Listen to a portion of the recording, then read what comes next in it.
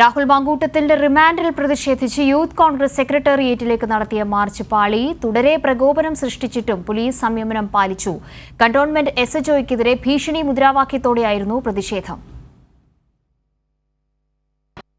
കടന്നുവന്ന വഴികളിലെല്ലാം പോലീസിനെതിരെ ഭീഷണി മുദ്രാവാക്യം.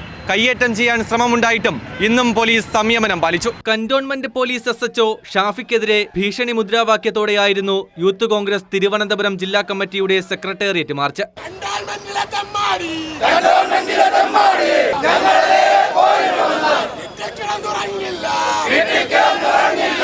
ഉദ്ഘാടന പ്രസംഗത്തിൽ ഷാഫി പറമ്പിൽ MLAയുടെയും ഭീഷണി. ഇവിടുത്തെ SHO ആയിരുന്നു ഒരുത്തൻ. അയാളോട് ഒരു കാര്യം, കൈവെട്ടും കാലുവെട്ടും എന്നൊന്നും ഞങ്ങൾ പറയുന്നില്ല, ഞങ്ങളുടെ രീതിയല്ല.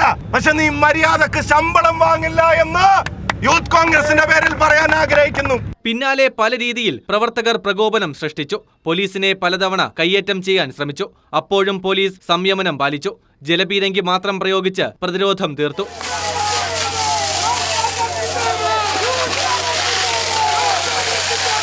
കുറച്ചുനേരം റോഡ് ഉപരോധിക്കാൻ ശ്രമിച്ചെങ്കിലും പോലീസ് തിരിഞ്ഞു നോക്കാതായതോടെ പതിയെ പ്രവർത്തകർ പിരിഞ്ഞുപോയി.